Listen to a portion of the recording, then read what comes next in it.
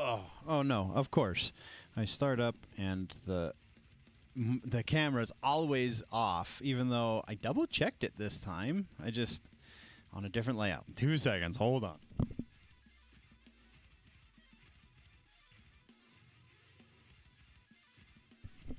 There we go. Okay. So, welcome, nerds. This week is going to be a little bit different than last week. So, yeah. Little bit of an explanation for what the hell happened last week. So, trying new things, trying to maximize the places where I can broadcast to. In so doing, I was looking for a restream service so that I could stream to, at the very least, YouTube and Rumble. So I'm setting up streaming on Rumble and see that they have something that will restream for you. It'll go directly to Rumble, and then it'll go on YouTube, and it'll go on basically anywhere you have an RTMP key. So I was like, well, all right. But it does note that it was in beta, or it still is in beta. That beta does not communicate with their already existing live streaming services. Also, that beta does not give you RTMP keys at all. You have to use your camera, which with OBS you can use the visuals for OBS as a camera. It's called, where is it? Virtual camera, which is why you could see everything I wanted you to, but you couldn't hear the background music, and if I had tried to stream, that wouldn't have worked either. Or if I had tried to game. So, yeah, the other thing, there is RTMP key through Rumble, the static RTMP key, because they generate a new key for every broadcast, apparently.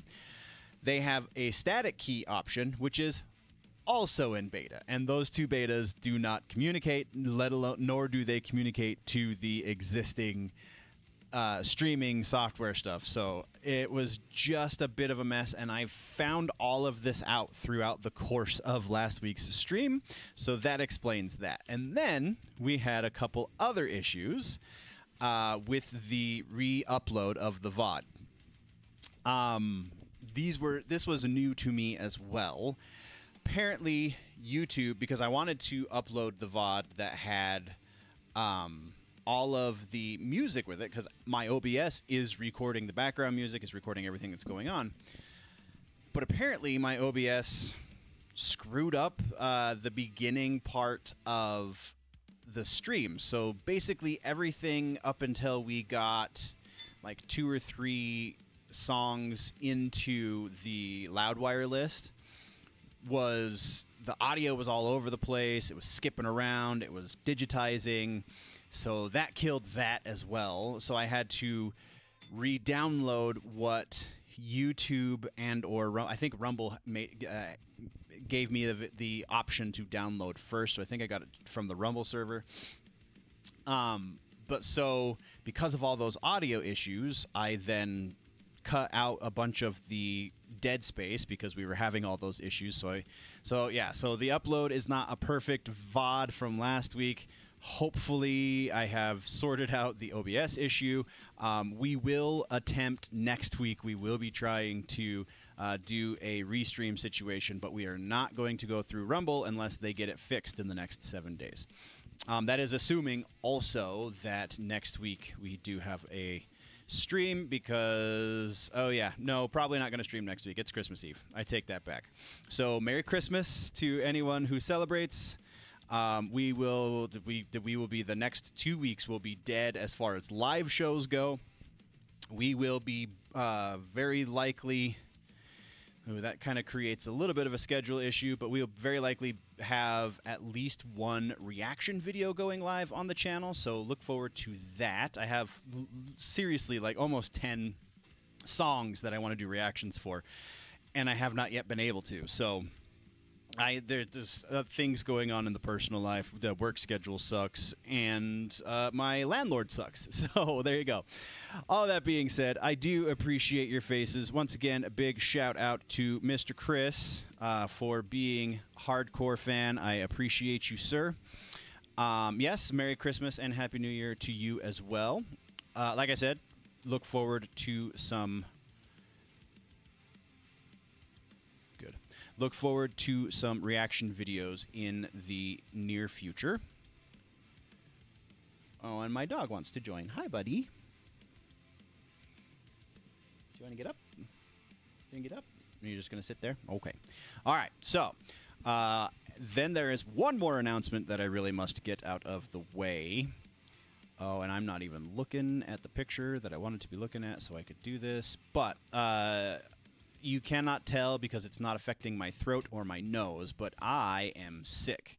So this week's stream will have probably a little bit less in the way of things, but I did all the promo for it, so I needed to get it up. If we cut things short or if I don't properly excuse myself and we're just suddenly on the be right back screen, you'll understand why. But that means at the very, very least, we need to get to... I need to make this bigger. We need to get to Craven. We need to get to Clayface. We need to get to Malcolm in the Middle returning, because these are the ones that are on the thumbnail, and then Mass Effect 5. We're going to be talking about all of this. So, 1 second. Let me go get my dog to stop screaming his head off, and we'll get into the news.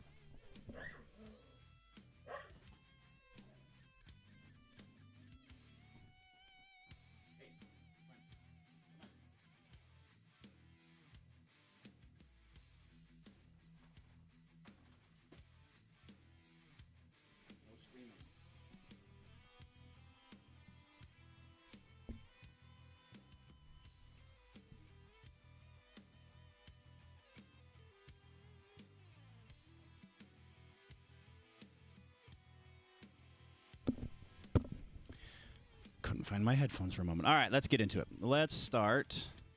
Let's do the thing first. Wisha-sha. Shusha. Let's start this guy. Vertical stream recording, or vertical video, whatever. Oh, hey, look, the DUBBY button's working. That's right. I fixed that, too. Before we do get into the news, thank you to DUBBY for partnering with the channel. Legit an energy drink that I drink regularly and thoroughly enjoy. Lower on the caffeine, lower on the fake sugars, just higher on flavor. Like, their Calio cream is one of my favorite orange cream flavors. What is the punch one? I can't think of it right now. But their tropical punch is also quite delicious. So good on me for leaving the DUBBY thing up so I remember to drop the spot. Now let's get into the news. Oh boy. All right. So where I've been, like I said, I've been sick, so I did not bookmark things like I was supposed to. Apparently, we are going to be talking about Mass Effect first because that's the first one I saw. So there has been a lot of Sweet Baby Inc. rumors dealing with Mass Effect, the next game.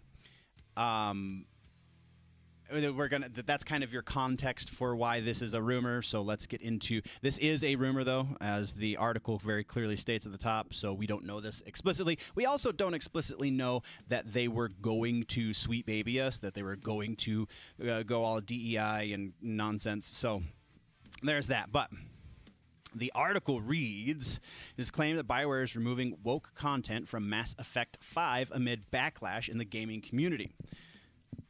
Again, what backlash? Like, pardon me. Are they reacting to the rumor that Mass Effect was going to be woke? Because that seems a bit excessive, though kind of to be expected. Continuing on, similar to how Hollywood has gone bust due to woke content, there hasn't been a new Star Wars movie in years. How'd it work out for the MCU and the Marvels? Doctor Who is suffering from its lowest ratings in its 60-year history. The gaming industry is also going bust. Warner Brothers recently confirmed that the woke Suicide Squad game led to a $200 million loss. The WB Games woke Mortal Kombat is reportedly canceled and no longer in development, no longer developing new content. We talked about that last week. There is still a glimmer of hope, but that glimmer is fading. The more we don't hear from NetherRealm, the more that glimmer goes dimmer. Additionally, there are claims that the gaming awards, voted on by woke gaming journalists and not by the actual... Well, some of the categories were by fans. Snubbed Black Myth Wukong for Game of the Year. Yeah, I would tend to agree with that.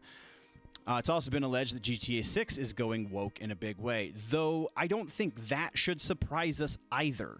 I think Rockstar kind of has always had those kind of politics in their company, so... for that to be newsworthy, I think is silly. Now, news that BioWare is removing woke content from Mass Effect 5 follows BioWare's woke Dragon Age, the Veilguard, reportedly also seeing a big flop. Yeah, absolutely a big flop.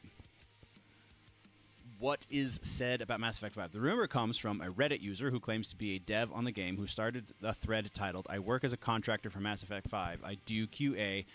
I have a warning for you." Okay, interesting. The Reddit user says BioWare had a meeting and wants the woke content removed from the game. Let's correct ourselves there, Cosmic Book. Yo, if you are not... I'm just going to go ADHD here real quick. If you're not currently reading... Oh, no.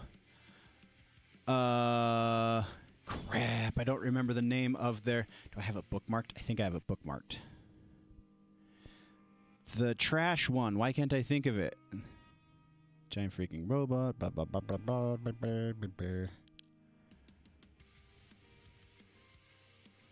It's not a source. It's just a bookmark. Whatever. There's a website. I shouted it out a bunch on the X account. Tools maybe. Shouted it out a bunch on the X account, and it's run by. It's run by the guys that do Cosmic Book, or the guy that does Cosmic Book News.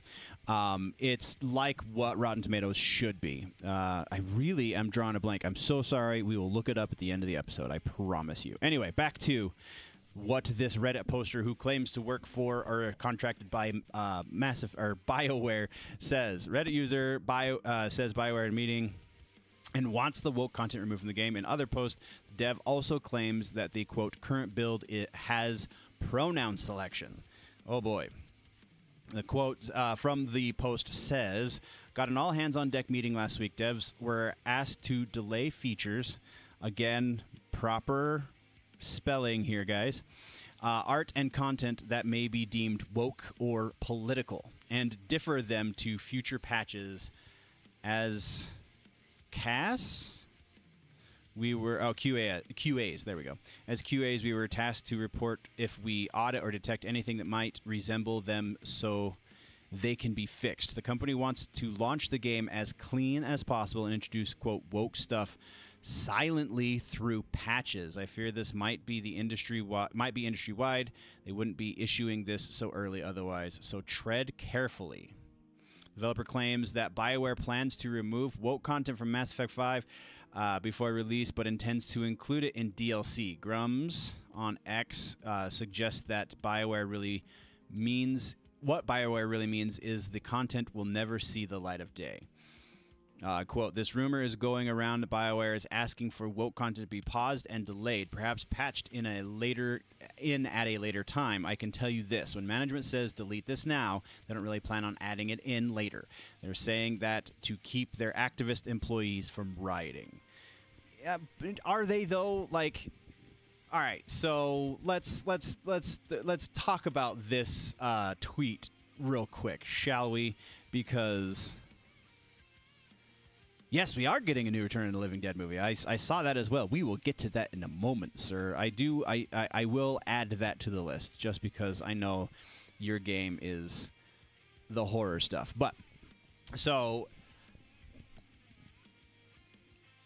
they don't really plan to add it in later. They are saying that to keep their activist employees from rioting. The way I read this is, as it stands right now, they're not stupid. They understand they're losing money. They understand that the industry is losing money, more specifically. They also see, they have eyes, and they are on the internet from time to time, or they have a staffer do internet things for them, so they are aware, at the very least, of the pushback to all of the DEI woke nonsense. So, they're pulling it out at launch, absolutely. There is, in spite of what I'm about to say, there is very probably, there is a likelihood that it will not be added in later, because they're probably doing this to see how it sells sans garbage. So if they don't put in the garbage, they're going to be like, okay, let's see if we give them what they want, will they actually buy it? Which right now, with the economy being so great, I can't imagine it's going to be incredible sales, but if they do get rid of this content, then it will be better sales than Veilguard for sure. So if it hits a certain level of sales, then they'll go, see, it did work. We're not going to add the woke stuff in. However, if they don't hit this, whatever the number is, I have no idea, but if they don't hit that magic number, then they're going to release it through DLC like they're saying is the plan right now, because they're going to feel like that's the proof they were looking for. See, the people who like this stuff didn't buy it, so we didn't sell as many as we should have. This really can go either way if it is true. It is a rumor, so take it with a grain of salt. There's probably not much left to this article, but let's double check real quick. Mass Effect 5, yep. Oh, okay. All right, so then the other one that we wanted to get to very explicitly was, oh, the Clayface thing. We'll do Clayface movie, and then we'll do Dawn of the Dead. Or, not Dawn of the Dead. Return of the Dead. Return of the Living Dead. I know words. All right.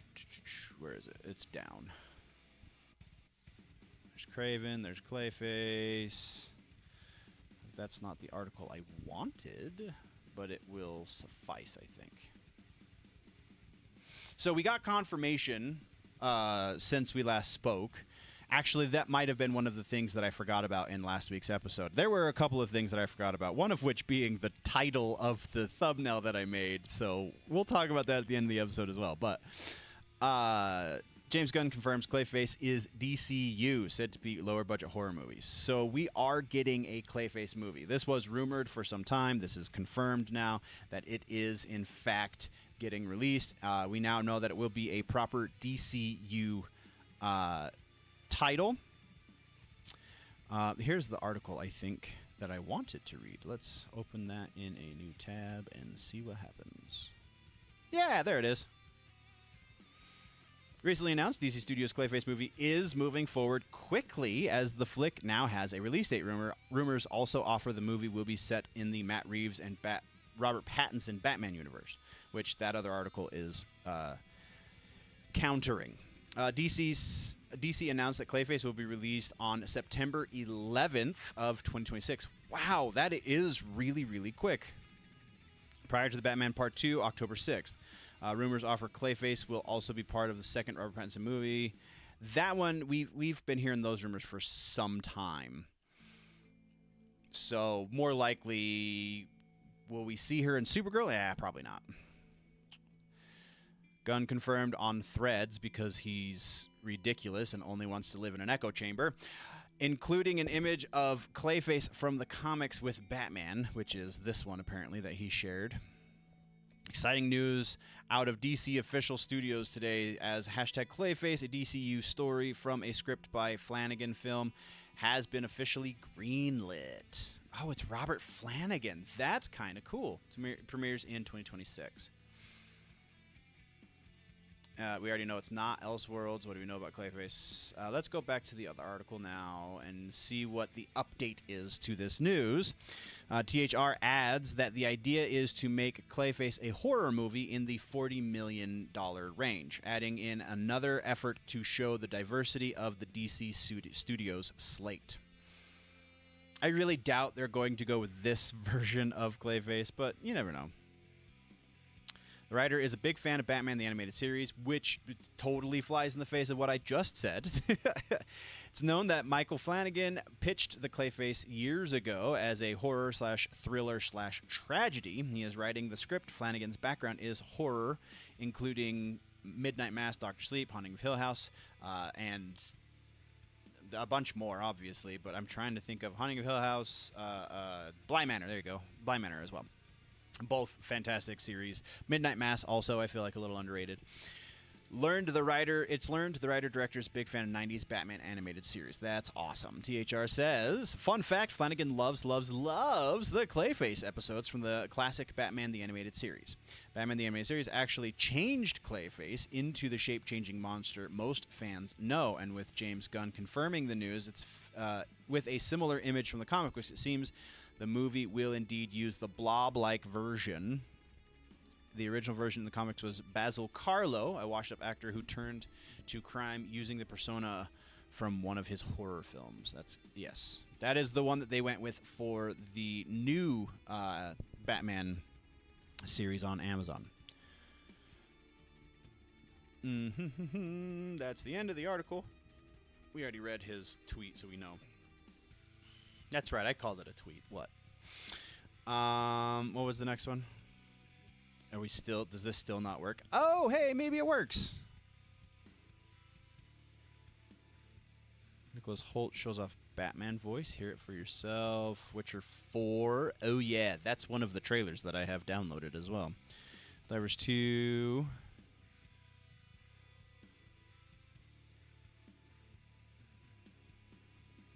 Weird. Wait. We've seen these things. All right, what was the other one that I wanted to talk about? Let's check chat real quick. Oh, yeah, let's go to Return of the Living Dead. Let's do that.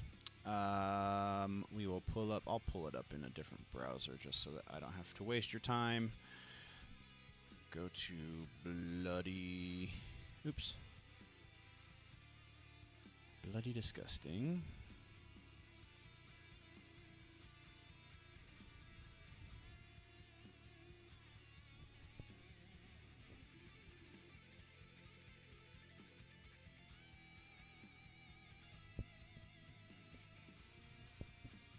Okay.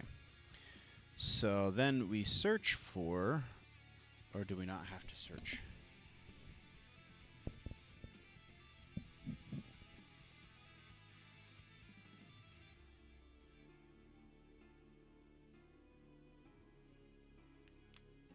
Yeah. All right. This is one of our first Be Right Back moments. This should be fairly short. Give me just a moment, please.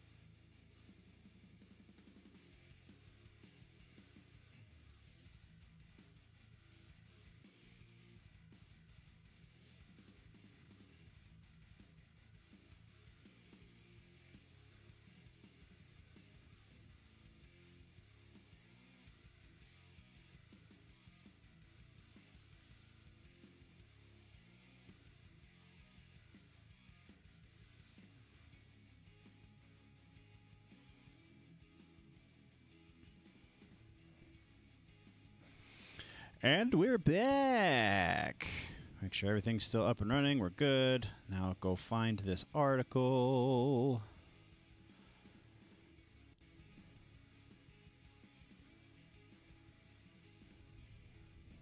Search. Let's just search.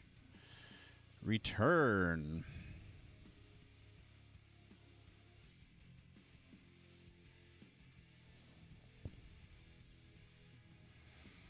Oh.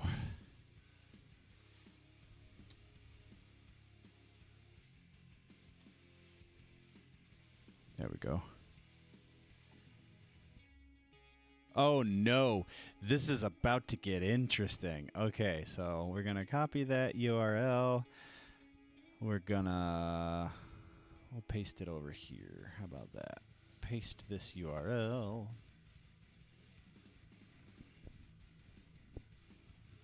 Oh, come on, Vivaldi. You can do it. I believe in you. There we go. Oh, spike. So we're probably going to have a little bit of an issue in the VOD there, but whatever. So, let's start here, because this is from 5 days ago, and then we'll work in reverse.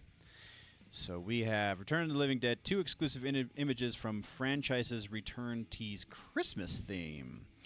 We've learned just about a year ago that the rights holders for Living Dead Media were developing a reboot of the Dan O'Bannon created horror comedy franchise, The Return of the Living Dead, which hasn't spawned a new movie in almost 20 years. This week, Bloody Disgusting has learned that a big announcement is going to be made by the team tomorrow, December 13th, which was, 4 days ago now.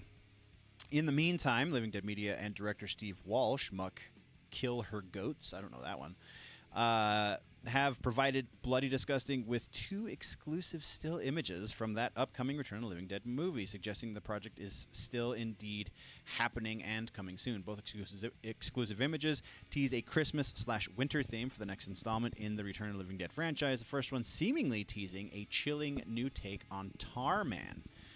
Really? Is that what that's supposed to be? He's definitely got Christmas ornaments attached to him somehow, so I don't think I realized that was supposed to be Tarman. All right. And check out the images below, plus a teaser from Friday. And then it just kind of explains what that is. All right, so then we go to Return of the Living Dead, Tarman returns in teaser trailer. Oh, this is the trailer itself, isn't it? So we're not going to watch this because we're only on YouTube right now, and YouTube will take us down. So that was Tarman. That's awesome. After 5 films and a 20-year break, the Return of the Living Dead franchise returns next Christmas with a brand new sequel to the original classic, and we've got the teaser trailer from the Living Dead Media and director Steve Walsh. Christmas themed sequel Return of the Living Dead will be shambling our way for Christmas 2025. The footage shows iconic Return of the Living Dead zombie known as Tarman dragging a Christmas tree through a cemetery as a blizzard rages around him. Ha! That's kind of hilarious. News story takes place in a small Pennsylvania town over Christmas and is set in 1985, 18 months after the events of the original film. That's pretty dope.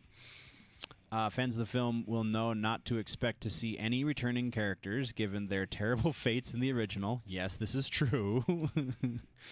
Living Dead Media explains, according to Walsh, this is not a reboot or a remake, but a brand new adventure and won't in any way trample the original film's legacy. Audiences can expect to be welcomed back into the dark-humored, sexy, edgy, trioxin-fueled world of horror fans first encountered in 1985. That's awesome. Visit returnofthelivingdead.com for more, including exclusive behind-the-scenes clips. So go check that out. That's pretty awesome. And then, this is where it gets really interesting. Linnea Quigley announces her own Return of the Living Dead sequel. That there on the screen is Linnea Quigley. She's very famously in this movie for a number of reasons, and we're not going to necessarily get into those details. If you've seen it, you know. She's the one that says, "Do you ever fantasize about what it might be like to be dead?" I might have got that quote wrong a little bit, but you know what I'm saying. She's also in Demon Knight. She's also in just a long line of horror from the 80s. It's pretty. She's kind of an icon. Let's just leave it there. So this article talking about her announcing her own sequel, because if you remember a few months back, we talked about the fact that they were battling very similarly to the Jason Voorhees situation with New Line Cinema and the original writer for the first movie. That apparently got sorted, at least stateside. International rights are still a mess, but at least we have some sort of forward motion there. This one doesn't seem to have made much forward motion. So let's get into it. We learned last week that the long-dormant Return of the Living Dead franchise will return next Christmas with a brand new sequel from Living Dead Media and director Steve Walsh. The Christmas-themed horror sequel set in 1985, which we just read, oddly enough,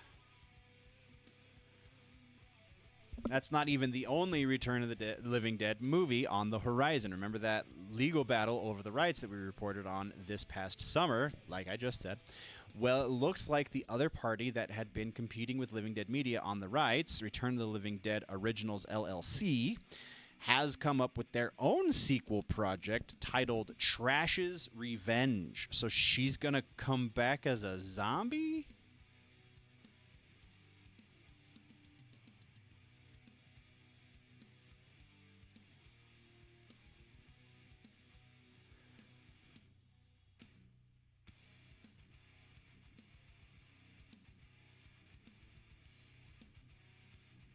I'm being a little loud. I apologize.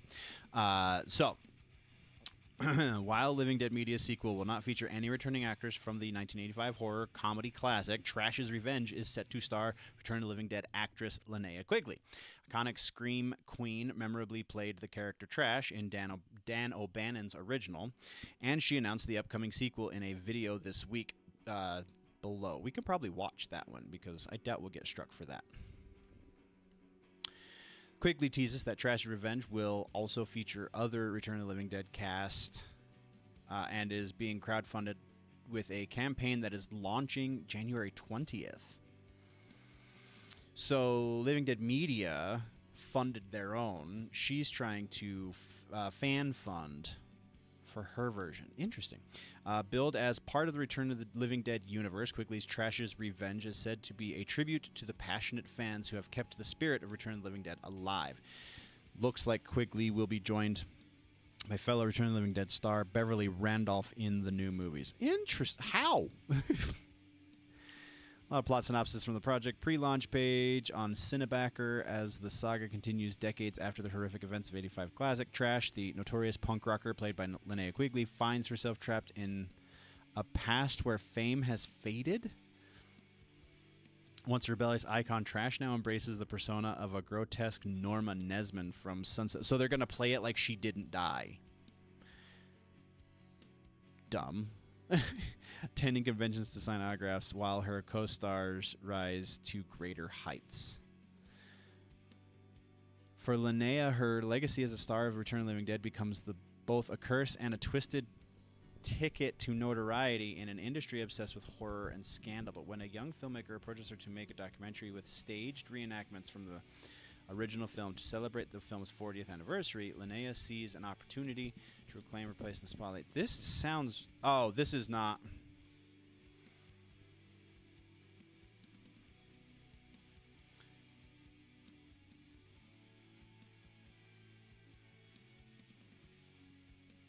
I don't get it.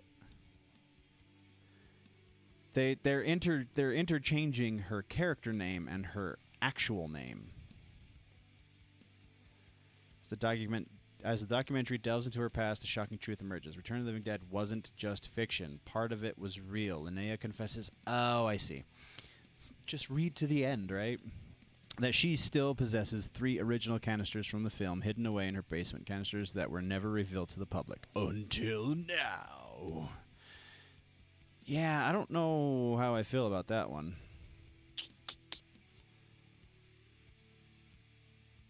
That's really weird. That's a really weird take on it. That's like the new Winnie the Pooh, Blood and Honey, how they treat the original movie like a myth that has some basis to truth, but it's not exactly how it happened what we saw in the movie. So, very interesting. Let's go back to chat.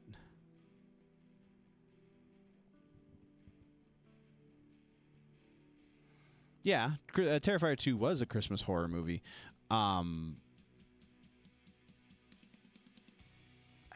Yeah, maybe. You might be right.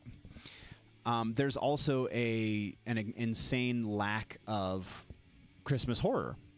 Good Christmas horror, I should say, because there's plenty of Christmas horror out there. There's plenty of really bad horror movies out there. But, like, well executed, good stuff just is not readily available as it stands. So, yeah, Terrifier 2 was a Christmas movie. I honestly haven't seen 3 yet, so what do you think of it, Chris? But I'm going to leave that to you. We're going to go for one more real quick. Oh, okay. Oh, yeah, that's right. Okay. I remember the trailers. I don't remember the actual movie. I think that's what I was... Yeah. Okay, so we're going to do a BRB real quick. I got one more thing I got to go take care of far away from the computer on the other side of the house. 1 second.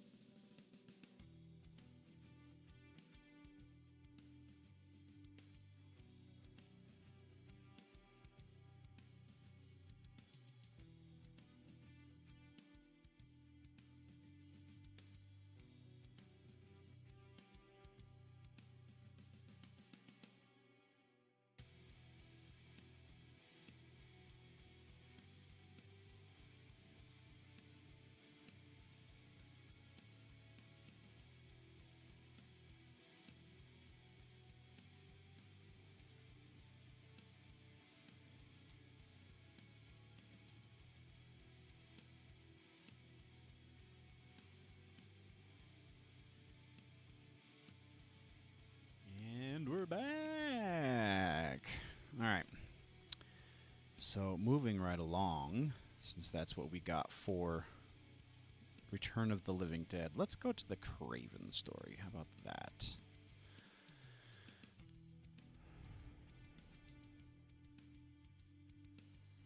Go back to the main page because I'm pretty sure it's still here.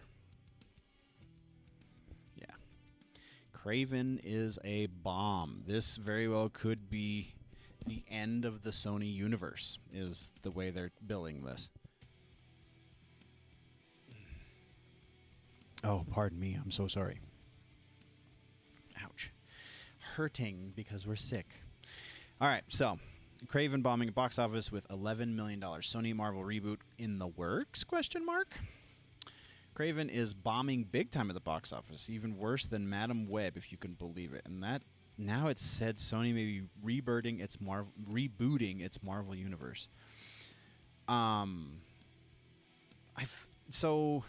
have not seen Madam Web. I probably will never watch Madam Web.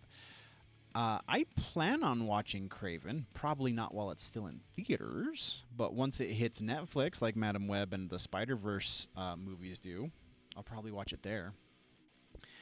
That being said, my dad just saw Craven tonight and said that it's not bad. He absolutely hated Madam Web and said that Craven was actually watchable. So I don't know. Take with that what you will. I trust his opinion, but he's also my father. So Thursday previews are embarrassing. It's reported that Thursday previews are only bringing in $2 million, and it's looking like Craven will open to a $12 to $13 million weekend. Update: it's lower. See below. Oh boy. Madam Web actually opened on a Wednesday, Valentine's Day, with $6 million. Reported at the time the dads and boys showed up. Thank you, Dakota Johnson and Sydney Sweeney. Well, neither the dads, the boys, or the girls showed up for Craven. Madam Web went on to open to $15.3 million and finish with $100 million while still in the box office. Craven's first Friday is also reported to be $4.7 million. Oh my God, literally nobody saw this movie, which includes the $2 million from Thursday. Morbius's first Friday came in at $17.3 million, but that was because we hadn't properly been burned by Sony yet. So that was the first official hard burn, and then Madam Web kind of rubbed salt in the wound, and now Craven, which seems to be a better made movie, if still poorly accurate as far as the comic book lore is concerned that they use in it. Yeah, that's I don't know that's a fair comparison, but whatever. Another bomb from Sony Marvel, opening to 39 million, finishing with 167 million. Transformers 1 recently bombed with 129 worldwide gross. Wow. Its first Friday was 9.5 million. Saturday update. Craven brought in 3.75 on Saturday, lower than Friday. Madam Web's first Saturday, 6.4 million. Oh man, Morbius 13.1 million. Sundays see only 2.46 million. Madam Web's first Sunday was 4.6. Morbius was 8.5. Reportedly, Craven will open to only $11 million. So here comes the rumor part, I think, because the Wrap is not always a credible source. Sometimes, I mean, they do some reporting on actual news, but this seems like it is not actual news. So, while the Wrap said Sony is done with Spider-Man spin-off movies and instead focusing on Spidey with Spider-Man 4, The Third Spider-Verse, and Spider-Man Noir, both Deadline and Variety are stating that that's not the case. In Deadline's article, where it sounds as if those involved with Marvel at Sony are in panic mode, trying to convince bosses the pandemic is to blame, oh good lord, that the World Series is to blame for Venom 3. Really? There are that many people watching the World Series that we didn't watch Venom? Yeah, I don't think that's accurate.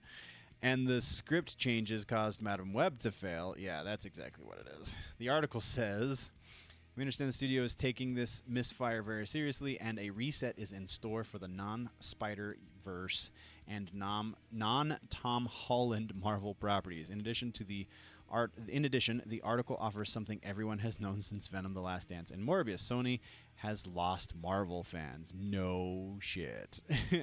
One razor-sharp motion picture marketing source told me recently. That's from the Deadline article. Craven box office. Critics also haven't been kind to Craven, with Rotten Tomatoes score is now 41%. The fan score is better at 81%.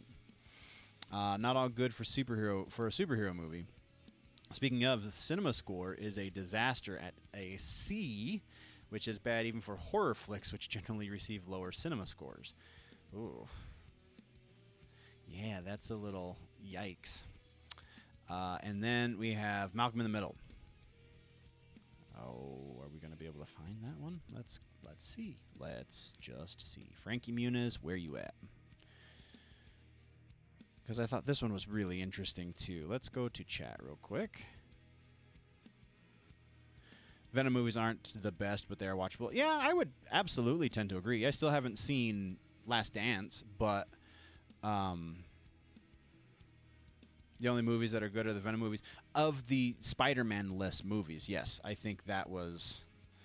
that's a very accurate statement.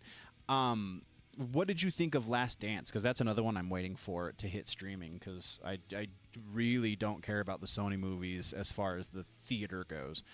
I also have another question about Christmas for you there, sir, but answer that one first. What do you think about Venom 3? Let's go back to finding that article real quick. Frankie Muniz, where you at? Probably not here, because something weird happens on Cosmic Book when they archive articles. So let's try to search. Let's search for Malcolm.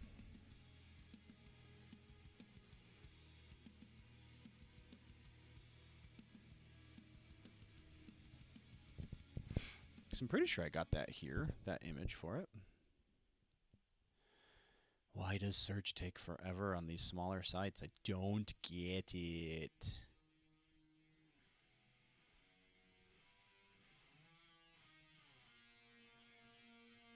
There it is, right there. Frankie Muniz. So, Malcolm in the Middle is returning. We have new episodes coming to Disney+. I was a bit of a fan of this show when it first came out.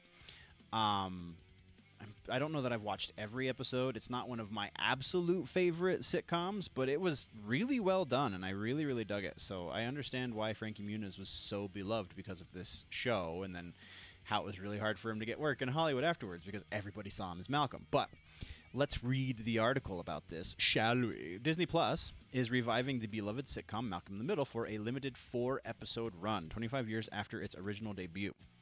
Fans of the show can look forward to seeing Frankie Muniz, Bryan Cranston, and Jane Kaczmarek, I think that's how you say her last name, reprise their iconic roles as Malcolm, Hal, and Lois. Watch the video announcement below. In these brand new episodes, Malcolm and his daughter are drawn into the family's chaos when Hal and Lois demand his presence for their 40th wedding anniversary party. Oh, this already sounds freaking awesome.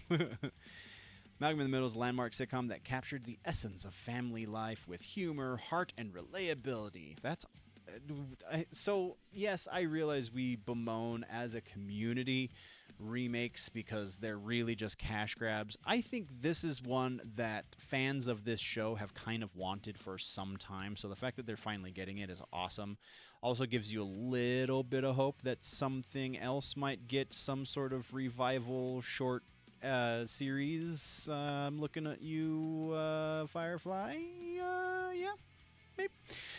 But yeah, it's kind of lazy. I understand, but I'm also kind of hyped for this because, like I said, Malcolm in the Middle was dang good. It was a really cool take on a very familiar genre, and I think it's absolutely worth it for 4 more episodes. It's kind of like the Gilmore Girls revival series that was only 4 episodes. Life in a year in the life. There you go. Year in the life of the Gilmore Girls on Netflix.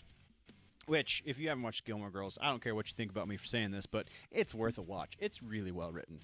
I am getting so far afield from this article. Let's get back into it. A.O. Davis President, Disney branded television. Its hilarious and heartfelt portrayal of a lovable, chaotic family resonated with audiences of all ages, and we're so excited to welcome the original cast back to bring the magic to life again. I'm going to put a little asterisk there because it's not the original cast, not the entire original cast. Let's do this.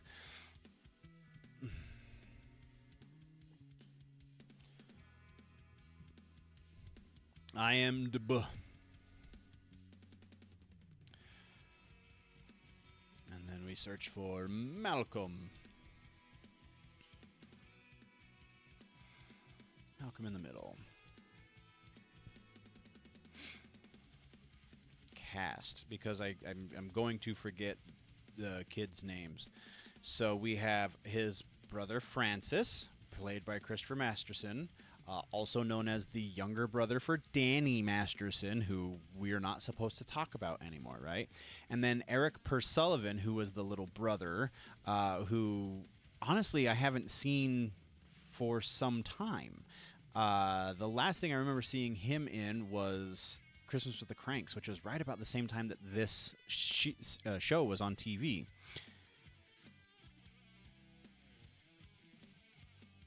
Apparently he was in Armageddon, Cider House Rules in 99, Malcolm in the Middle, nothing recent.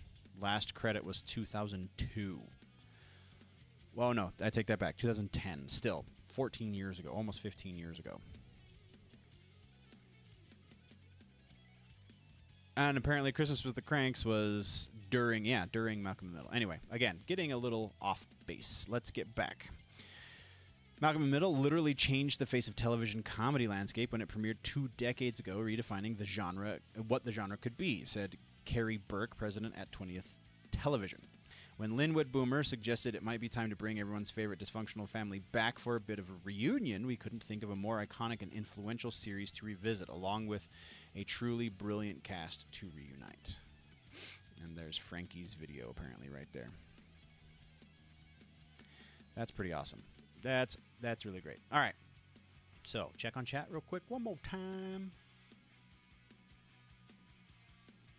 Towards the end, it was kind of emotional. I just watched the honest trailers for Venom 3 this morning, I think, because we've been basically bedridden all day.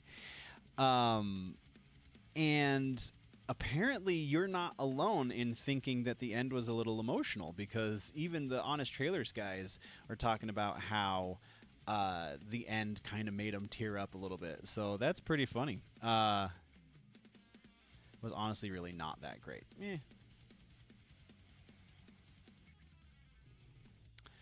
All right, so we covered everything that's in the thumbnail. Let's go to... Oh, yeah, that's right. I forgot. We have all of this stuff to talk about. So last week's thumbnail, before I changed it, was talking about music being evil again, and then we never talked about that because we'd spent so much time on that Loudwire article that I didn't feel like it was worth it to go back into music, which was probably a poor decision on my part. So let's talk out. There are two very specific instances of why I made that the thumbnail. First of which is Cradle of Filth. This shirt that has been put out, you can't really see it because they've censored it in the image here on Metal Injection. But this shirt says, Jesus is a see you next Tuesday. This was taken at a Costco.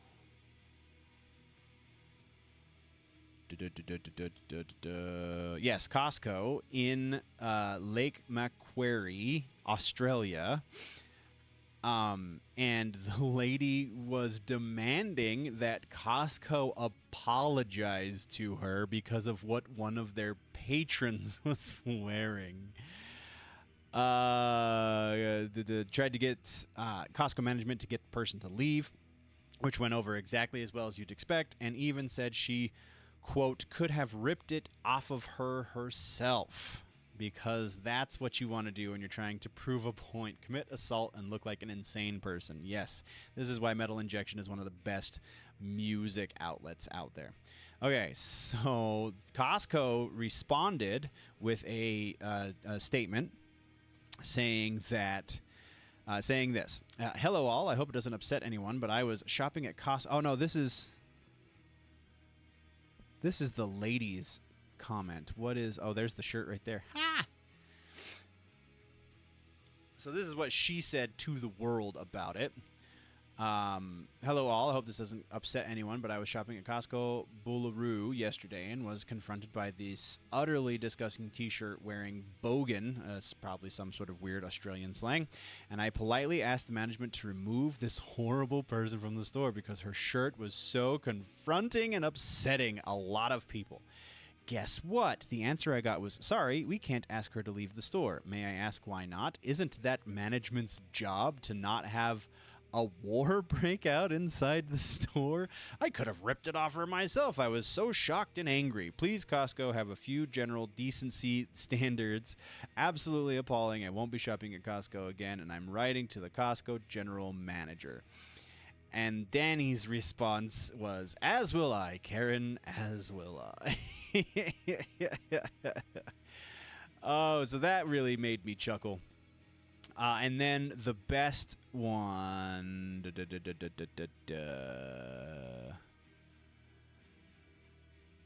Where did it go? Where did it go? This one? I think this is everything in it. Okay. So a few weeks ago, because like I said, last week was a lot of catch-up, which is another reason why we totally just went past this. Even though I had planned on it, I still have the bookmark. Last week, a couple weeks ago actually, Knocked Loose, which is a hardcore band from somewhere in the middle of the States. I don't know exactly where they're from. New York, maybe? I don't know. But they're good. If you like hardcore music, it's kind of like Mickey Mouse hardcore because their vocalist has a very high-pitched voice. Like, legit, on the song that they performed at the Jimmy Kimmel Show, it features Poppy, the vocalist, the pop vocalist, the alt-pop vocalist. And when I'm listening to it, when it comes on, sometimes it's hard for me to differentiate Poppy's parts from the actual lead singer part, his name being Brian Garris. So, yeah, it's pretty funny, and I love it. The breakdown on this song is ridiculous.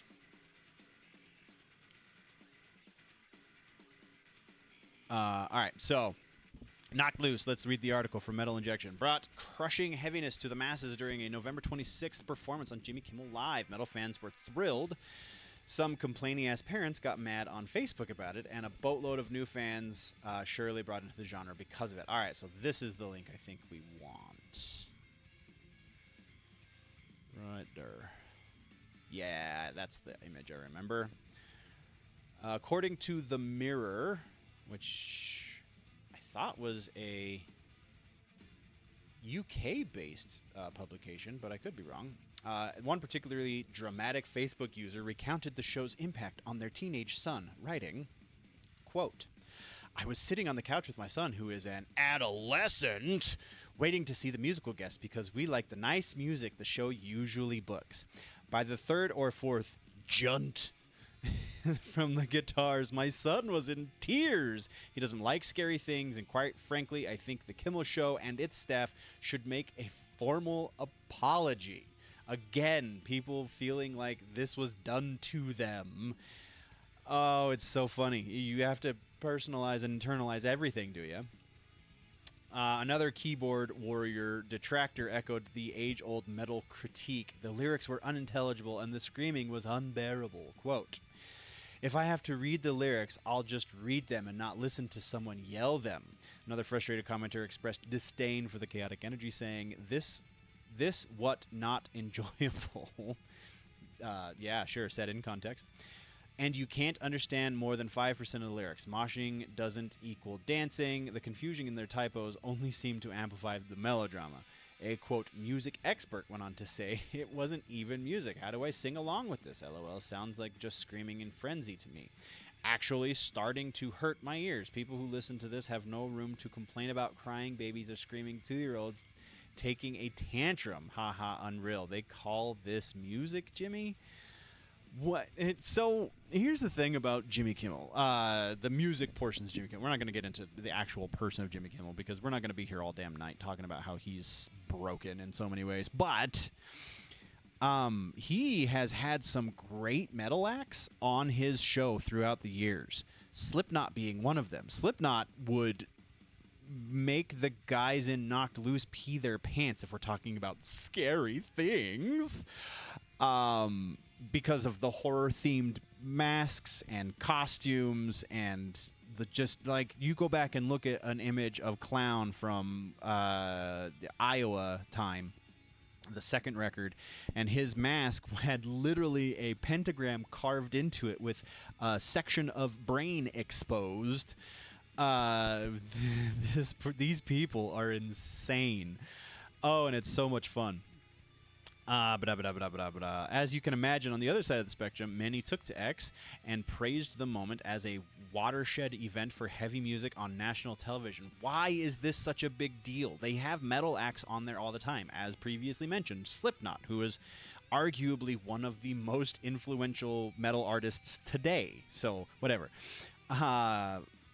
One fan highlighted the potential impact on young viewers, tweeting, some kid is going to be up late tonight casually watching Jimmy Kimmel and hear Knocked Loose for the first time, and they're going to say, I want to start a fucking band like that and change their whole life. That's how important this is. Yes, I totally agree with that. Every time they have a metal act on a show like this, Slipknot very famously also performed on Conan O'Brien back in the day, which was probably the first time an extreme metal act like that had ever been on broadcast television.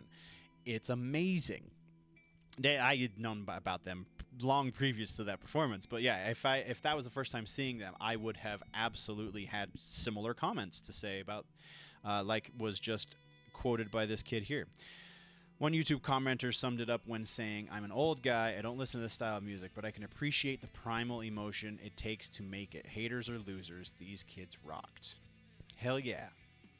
And then it has a link to it. So yeah, music is evil again. Let's keep it that way, shall we? Okay. Where are we?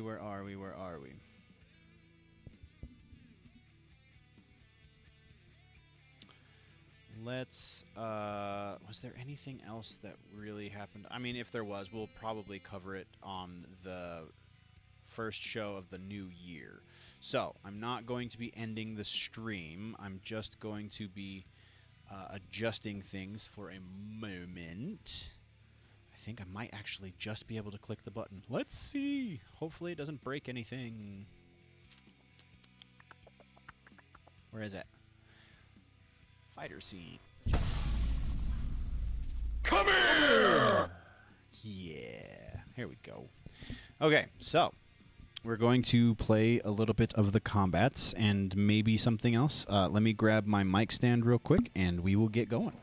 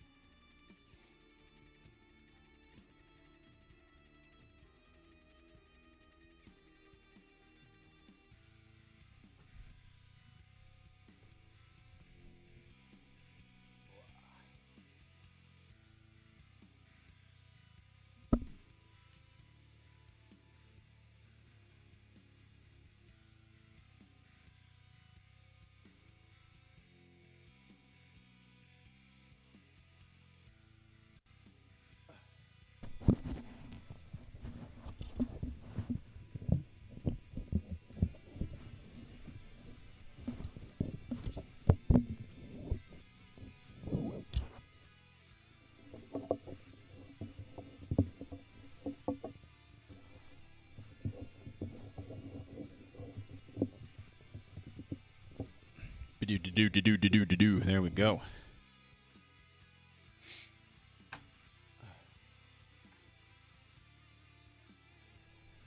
Okay, so apparently I was watching YouTube earlier.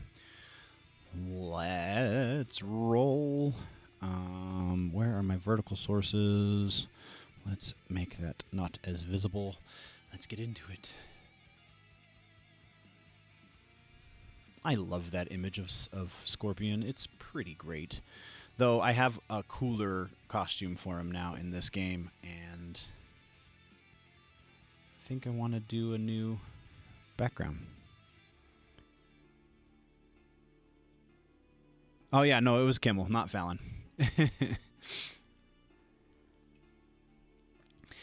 It was Kimmel. Jimmy Fallon, I don't know that there's been any remarkable metal performances on Jimmy Fallon. I think no, I really don't think there's been any sort of remarkable metal performances on Jimmy Fallon. I could be wrong, but I'm fairly certain. Let's go to Towers of Time, see what the new qualifications are. Fairly certain that there has not been significant metal performance. Also, before we get into the actual gaming and such, I want to say thank you to our audio listeners who are listening to the news, because I'm not going to be playing video games on the audio portion. So this is where we're signing off. Thank you very much, nerds. We'll see you after the new year. So very likely going to be at least one, maybe two, maybe more if I'm, can get my schedule together. Reaction videos between here and the end of the year. Trying to keep things active on the Clips channel because that seems to be the one that gets the most traffic. And yeah, stay tuned for all the things. Shoutouts again to DUBBY for partnering with the channel. Use code GenerallyNerdy at checkout. The website is dubby.gg. There is a link in the description if you want to go get your you don't want to, type things in. You can just click the link. Again, use code GenerallyNerdy at checkout to get 10% off, which makes your drinks just slightly more than $1 each, which you really can't beat that price, and you really can't beat the effectiveness. So I like DUBBY. You should try DUBBY. If you don't like it, you don't like it, but you should give it a shot. And yeah, let's move along with the show. I need headphones.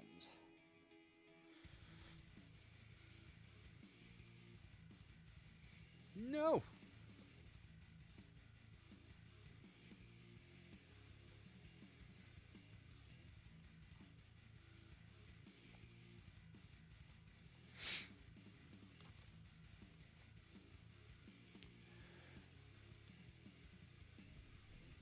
You too, Chris. I appreciate your face, bud. Yeah. Stay tuned to the socials for when the next stream is going live. I mean, again, it's the off season, so I can't guarantee anything. But I'm hoping the first week after the new year probably will see a stream. I don't know that the second week will. There's a couple of things coming up in January that might get in the way of things, and then we'll be back to regular episodes by the end of January come February if I have all of my assets in order, which I'm making good progress on. So pretty awesome. I appreciate you very, very much. Thank you for joining there, sir, and we will see you on the next one. For the rest of you sticking around, or for those joining on the VOD for some Mortal Kombat, we're going to burn through... Oh, we haven't even looked yet. Deal damage. Oh, damage ones are super easy to do. Ooh, and I get a Quan Chi palette if I make it to the top 10%. Let's go. Let's go, let's go. I'm down. Let's do the thing. Adding a tower at a time kind of feels like cheating. Because... like you can level up in the towers of time and then burn through invasions like it's nothing. So I don't know, it's a little weird. We will get into ranked in a moment. I just want to do a little bit of work for the... Oh, I'm gonna do a warm-up apparently, because that's not cool. All right. Why are you not coming out? There, now it comes out. There we go. Let's do it. Let's go.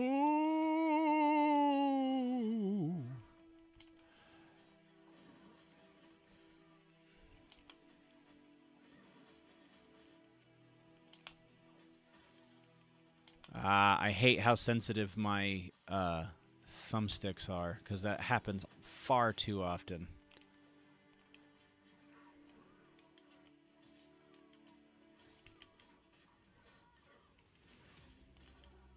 Oh, no.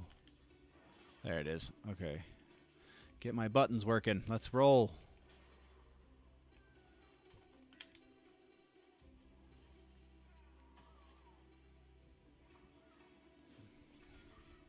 Oh, I don't even know if the audio is coming through proper. Let's check. No, game audio is not coming through. Oh, joy. Uno momento.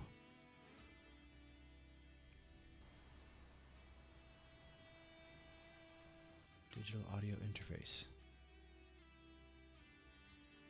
No, that's not it. Why is that not it?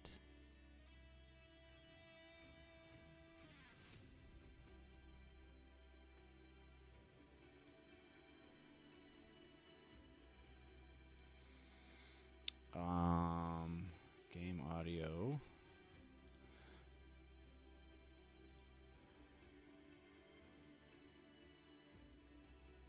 Property. How do I...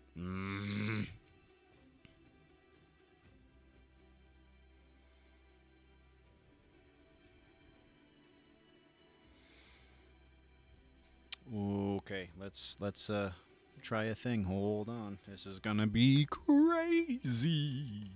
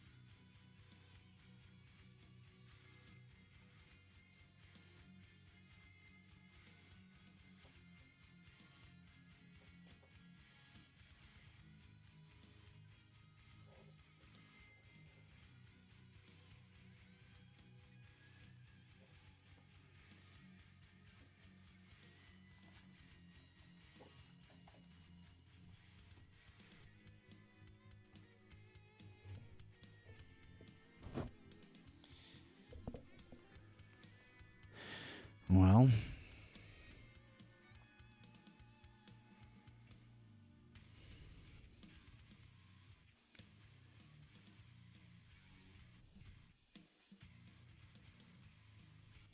let's try this. I hope this doesn't kill it.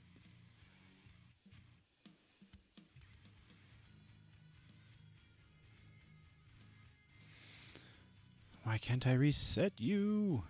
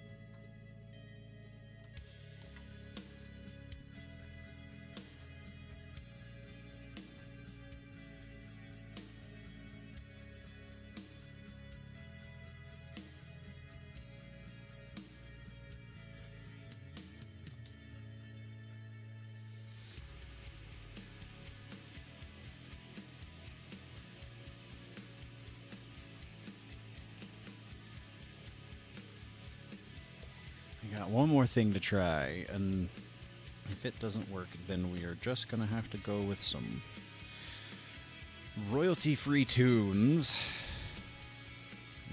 Like I said, less technical issues. Not no technical issues, just less. Alright, so this has to go here. And then this goes in here. And then this goes in here.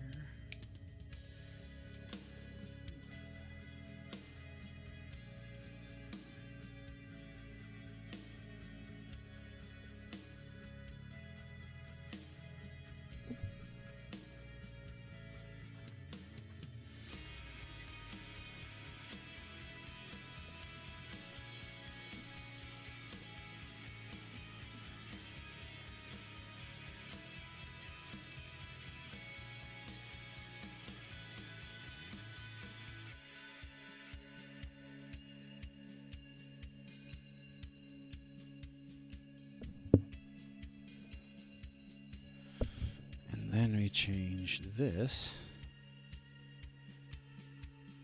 Oops.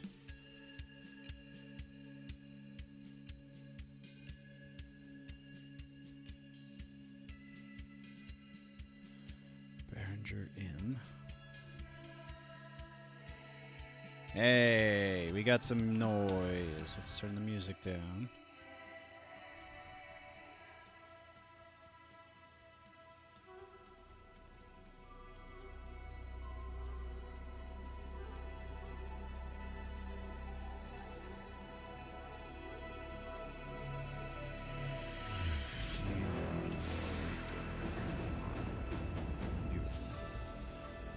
It's not going to sound perfect, but it'll be okay.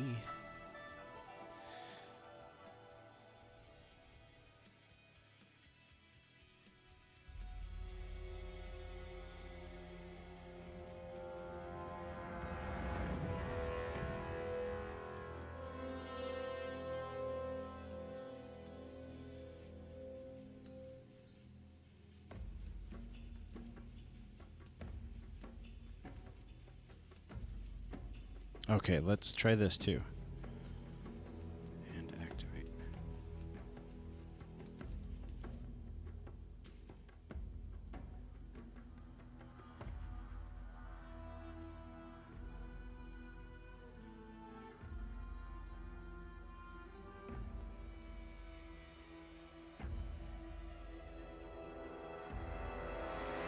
Oh, of course I screwed it up right when I had it figured out.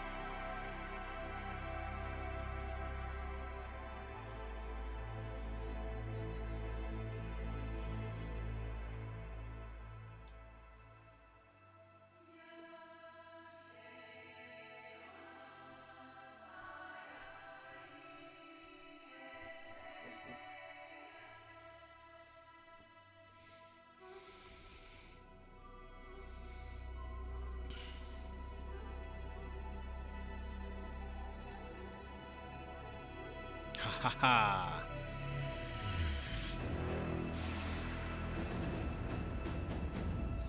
Figured it out.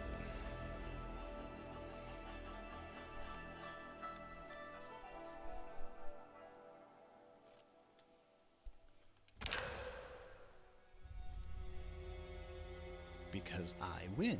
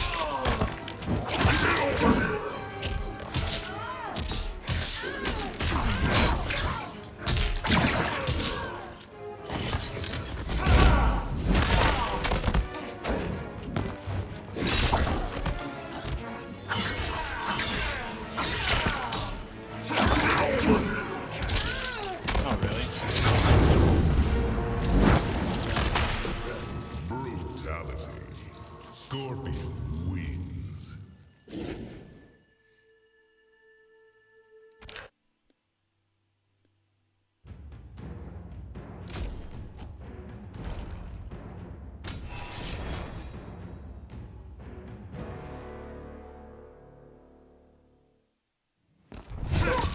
I've heard about Outworld's palace intrigue. It's even worse than you've been. I like that match. That's cool.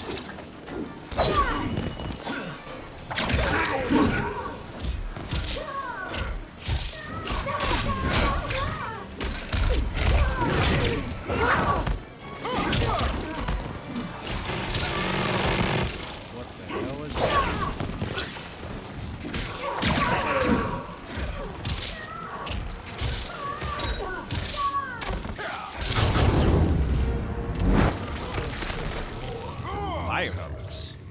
Scorpion wins.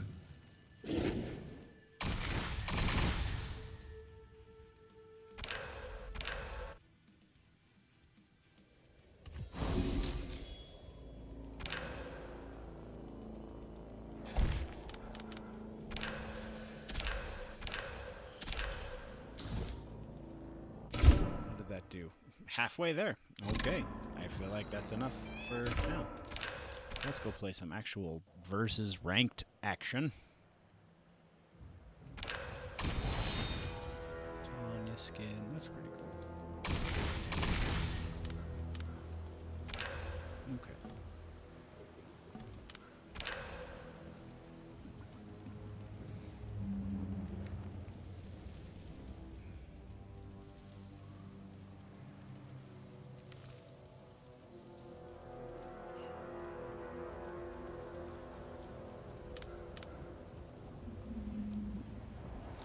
Grandmaster, we are ranked.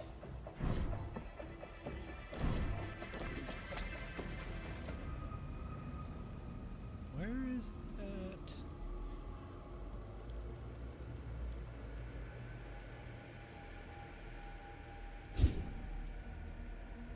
Oh, that's right, it's in here.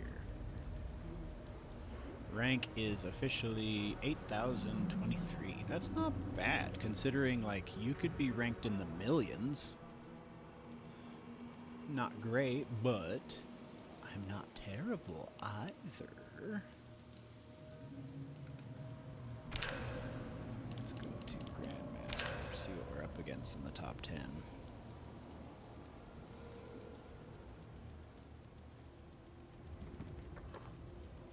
Sub-Zero Scorpion, huh? Reptile Scorpion is a really popular cameo. I've only been able to get him to work really with Noob.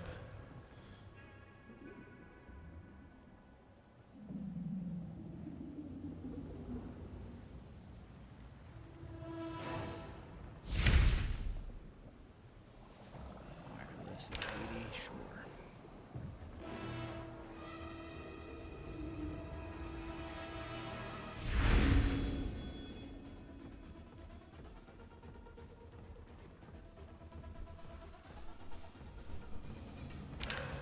Oof, up to 100 milliseconds already. Maybe I didn't want to do this.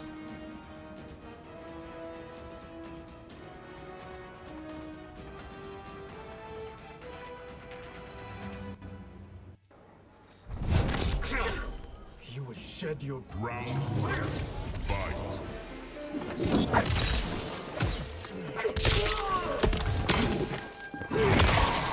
Oh, really?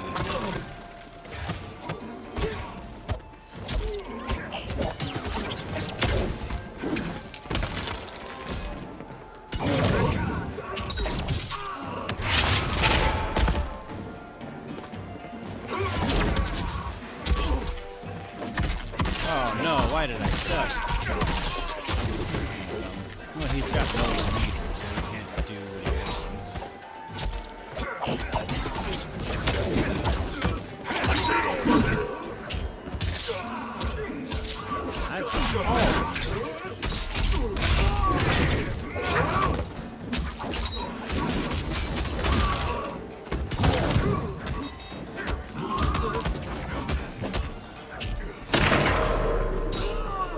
Yay. See how that works? Round 2. Fight.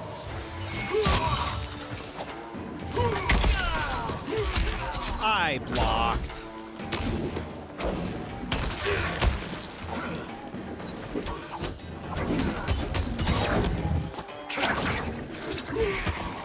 There we go. Really? Just gonna throw that out there.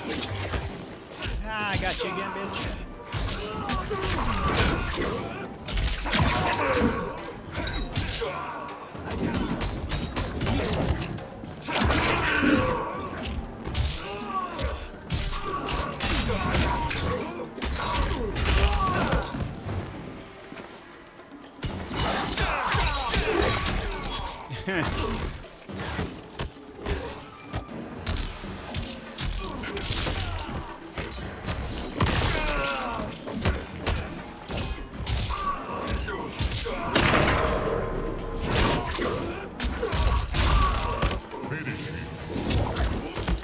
I was not trying to teabag. I was legit trying to do the brutal. It didn't come out.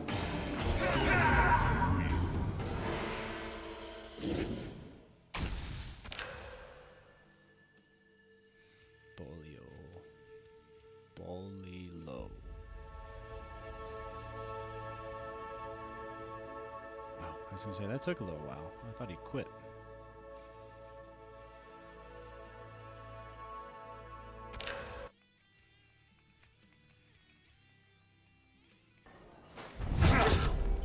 Shed your Round 3. Fight.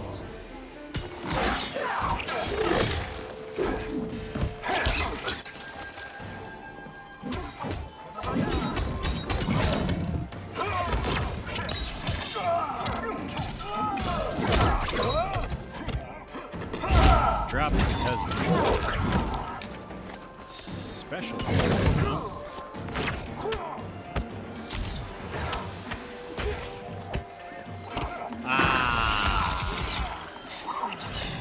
Felt like that was coming.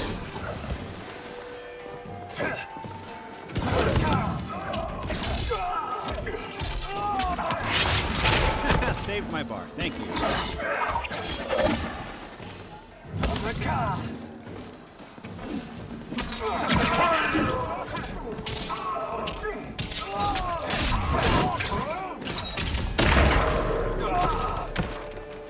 You will burn, Beyond. I got so high.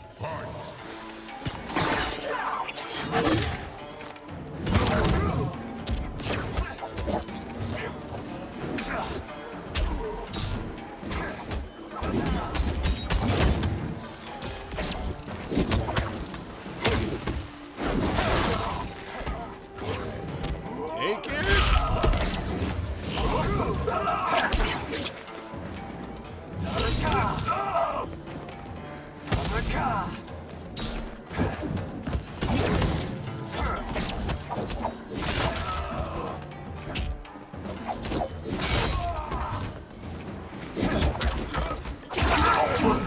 Yep.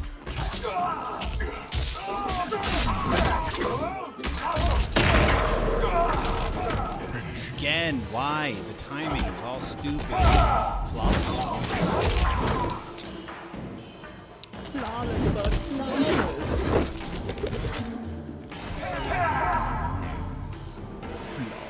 Flawless round. Yeah. I don't know how that guy got so high to be up a Grandmaster. He's that good. Ugh. I guess because up until this point, it doesn't penalize you for losing, right? Well, no, the Master level penalizes you for losing.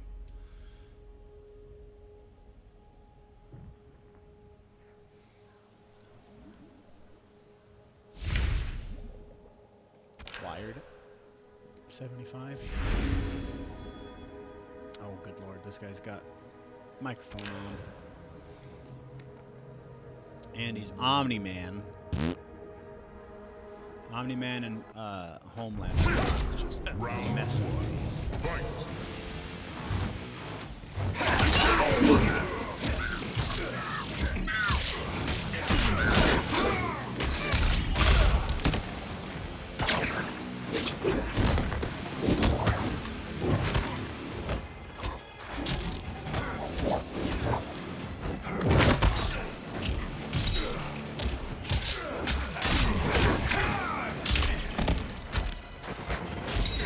Ah, of course. Dumb. Gonna use all of your. Ooh, good mix.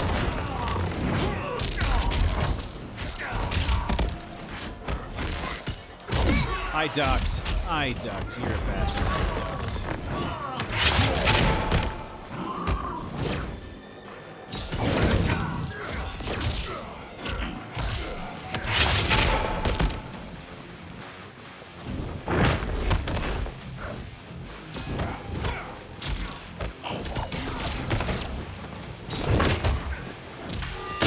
Peace.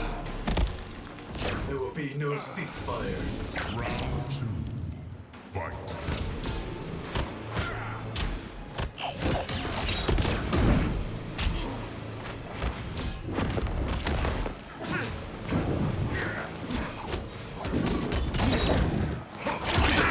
Yeah.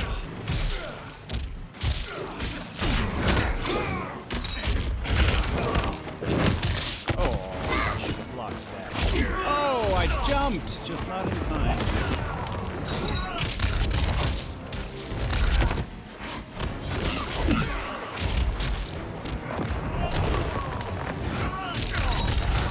I don't know, I think he might have this round. Yeah.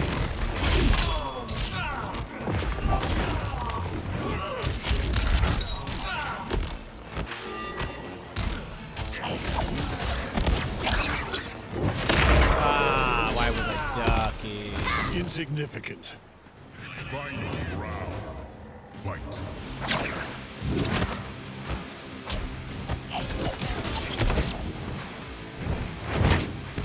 No.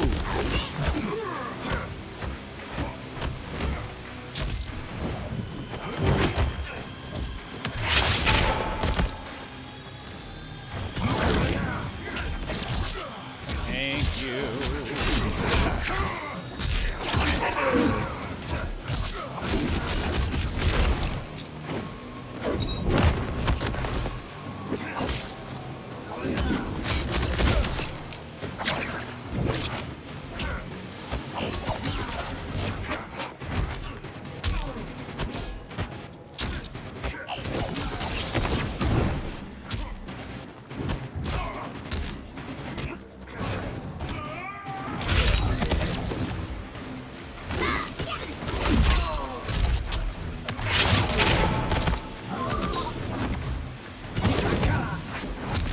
Oh no, what was that? No!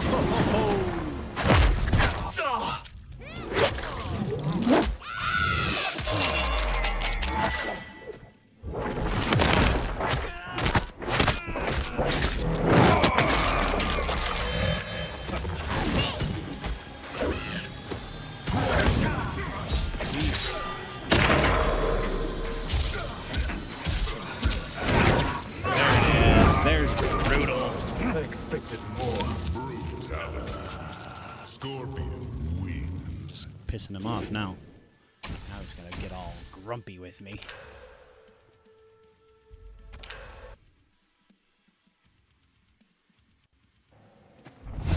Round 1. Fight.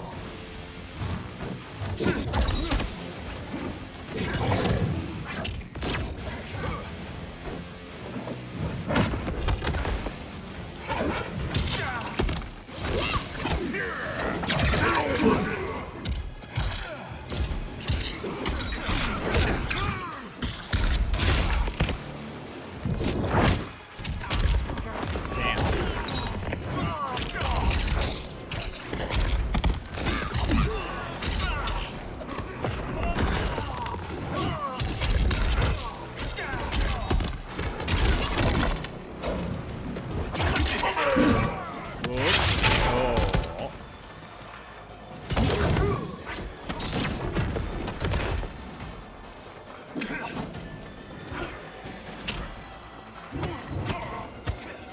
Ah.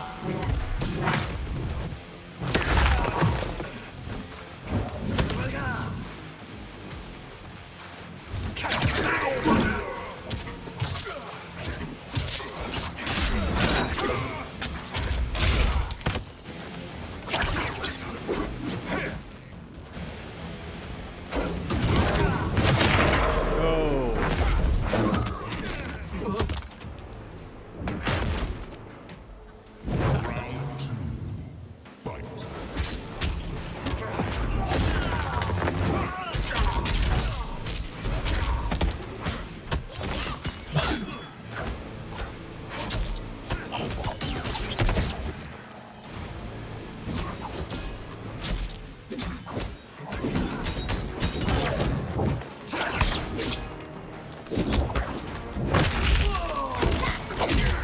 Ah.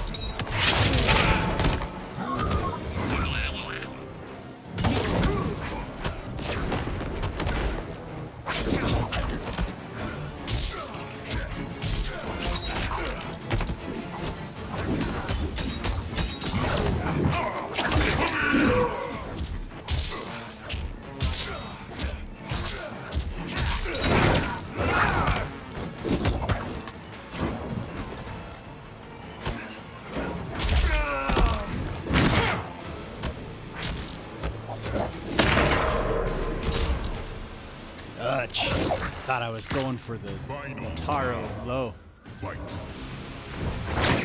Oof, that was a bad read. Whoops.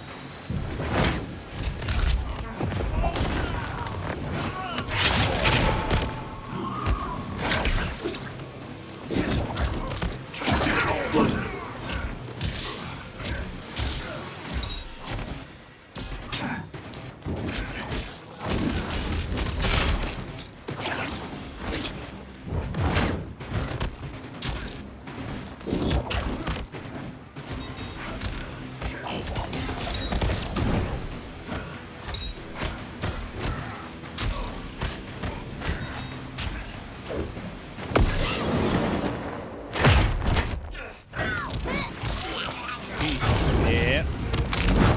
There it is. There's much more to come. Quitality. Wins. YOLO in that X-ray, and you're just gonna drop out. Yeah, that sounds about right.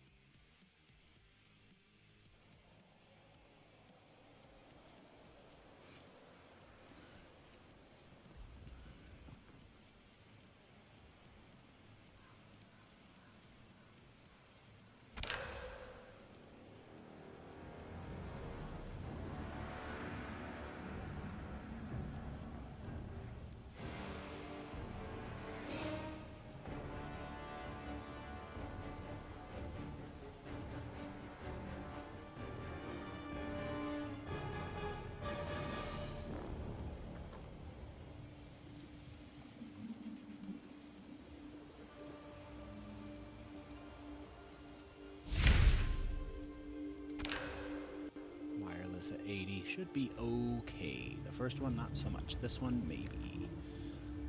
Oh, it's still climbing. Oh, it's still climbing. Laugh ends. He is a Kung Lao main. Oh, I don't like Kung Lao either. Though I have probably about a 50-50 with Kung Lao.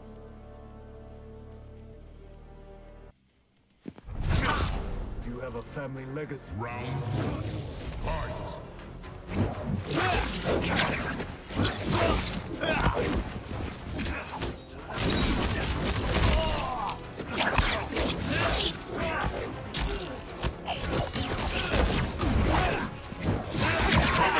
Go.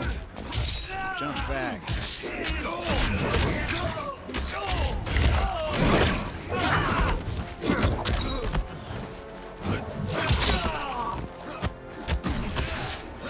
Oh, whoops. Forgot about that.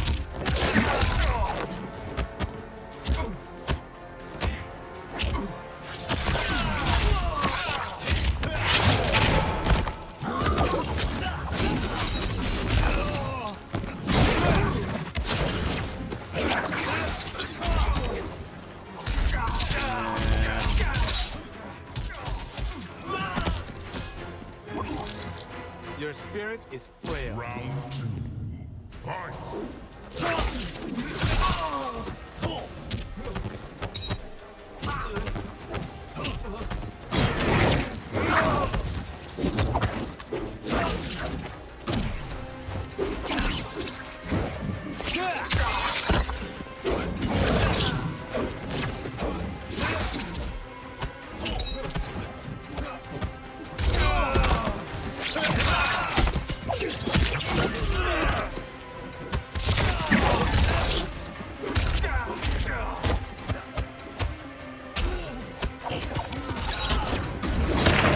Oh.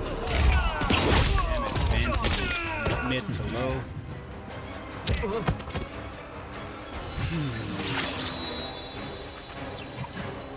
Kung Lao wins. All right, so God, what is that? He keeps doing the damn kick. I should be able to up block that, I would imagine. If you can up block Omni-Man's, I must you compliment should be your able to up block ingenuity. that. Finally, something. Round 1. Fight!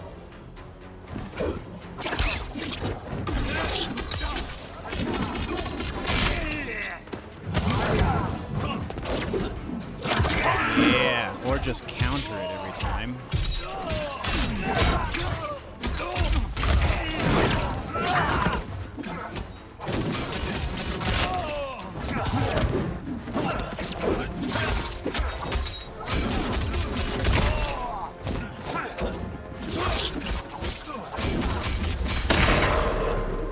Flawless. That was not good. Round 2. Let's go. Fight!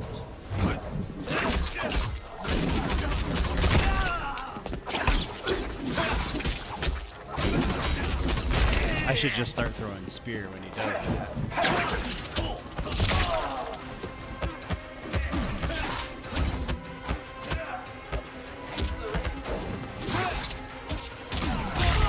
Ah.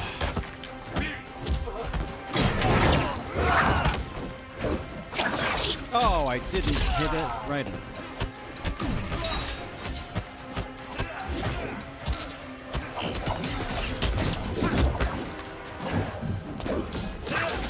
There it is. You're dead.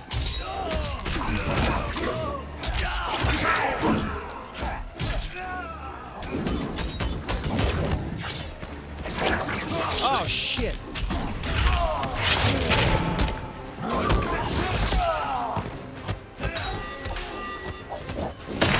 Yeah, there it is. Finish him!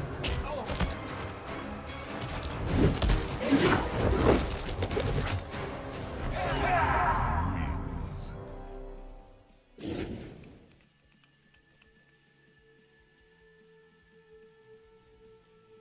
What's he doing?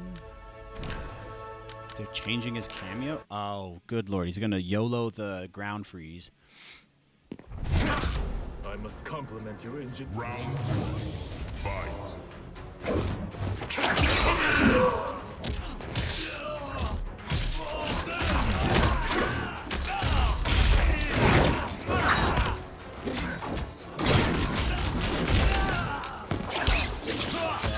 That armor bud.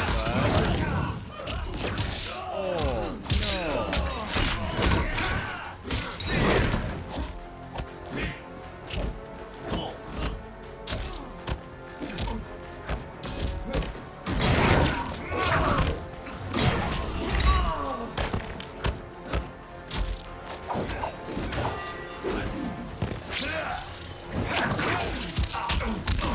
Damn, really? No.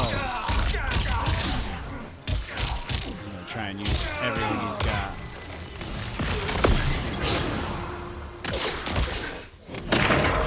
And it did. Fall before me.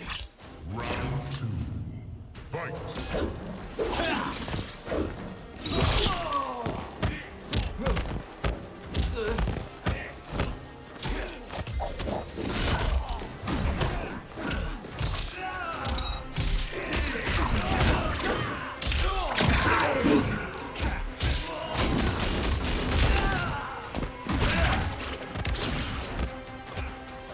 Oh.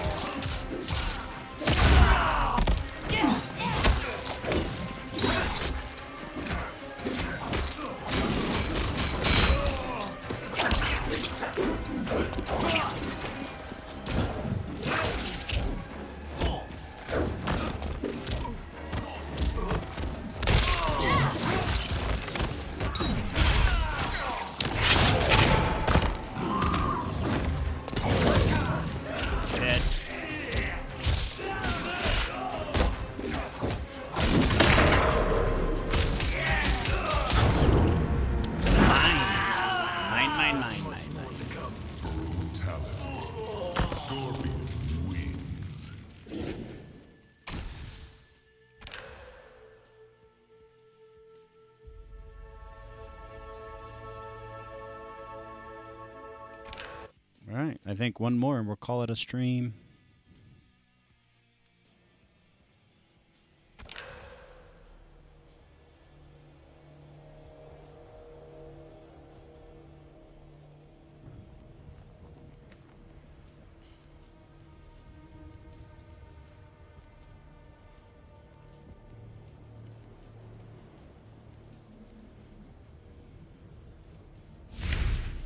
Let's run. Wire to 80, sure.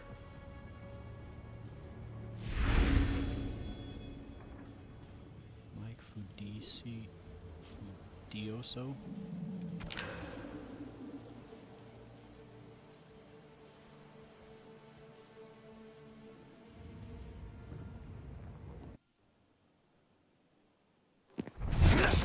Liu Kang was wise to choose you as champion.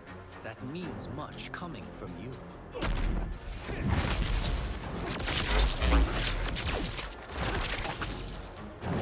Another Liu Kang Lao. Ah! But this one's better. Oh no, he's got Serena, so he's gonna do...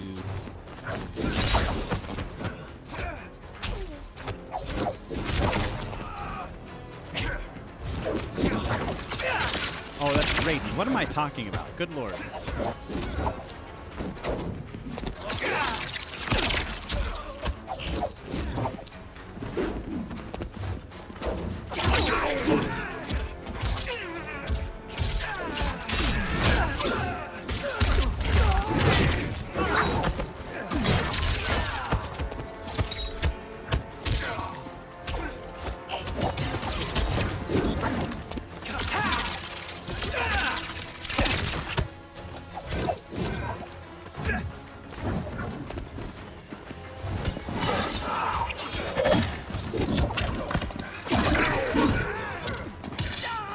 Level is this?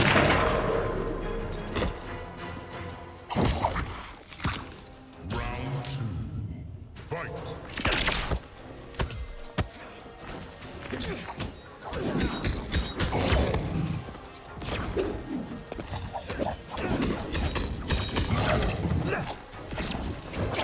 Ah.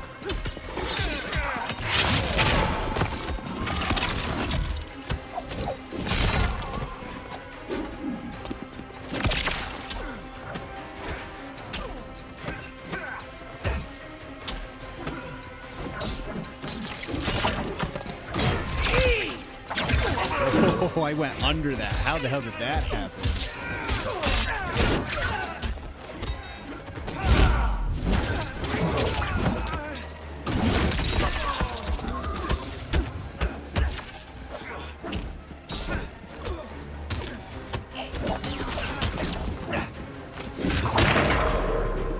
Finish him.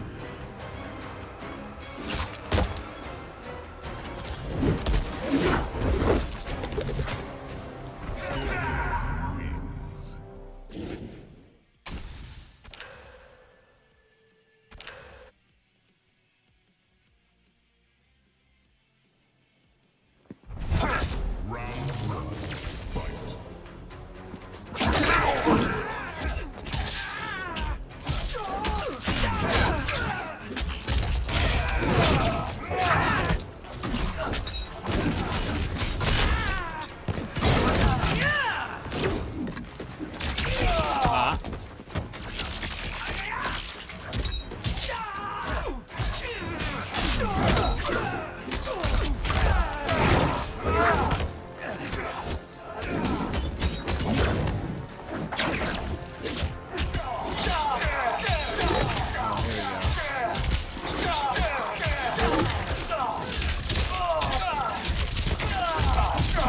lordy.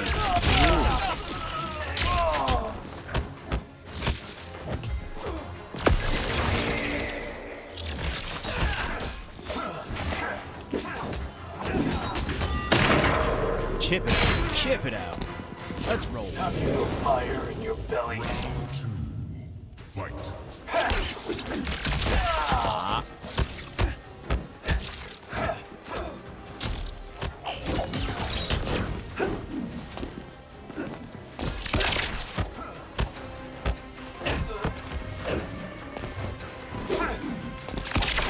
Oh no.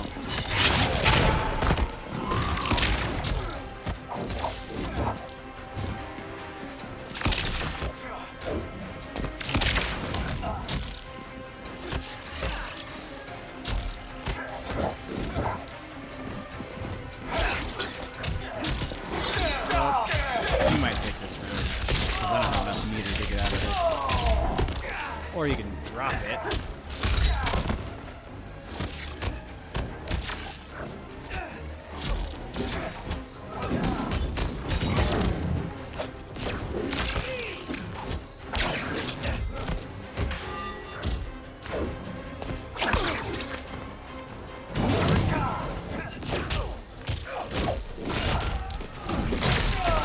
Yep, there it is.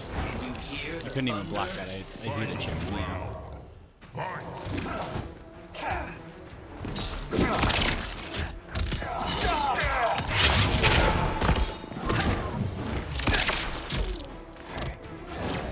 All right, let's poke grab for a second.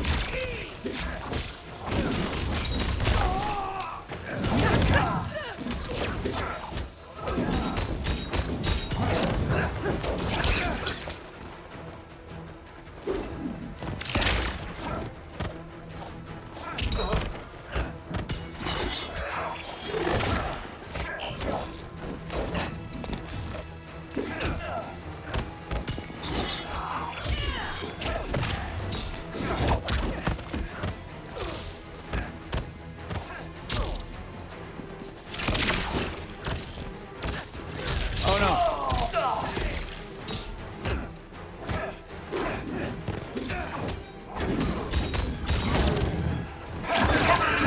Dead. Oh, I didn't see his meter.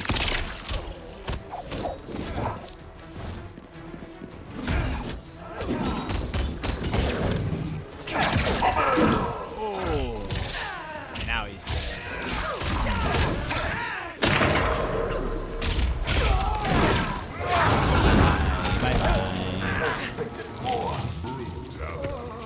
Scorpion wins. 60. He's a level 60. That explains a lot.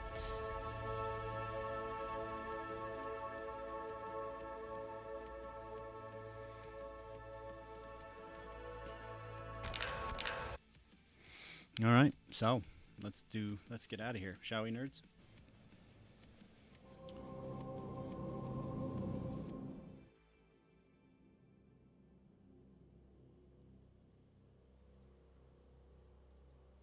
Where's the thing? Oh, right there. Yeah, once again, thank you to DUBBY channel partner. You can use code Generally Nerdy at checkout at dubby.gg, as in good game. Dubby as in W, I think. Like you're a winner because you're a winner. That's really cheesy, and I apologize, but they are pretty awesome for teaming up with the channel, offering a really great product, so go check them out.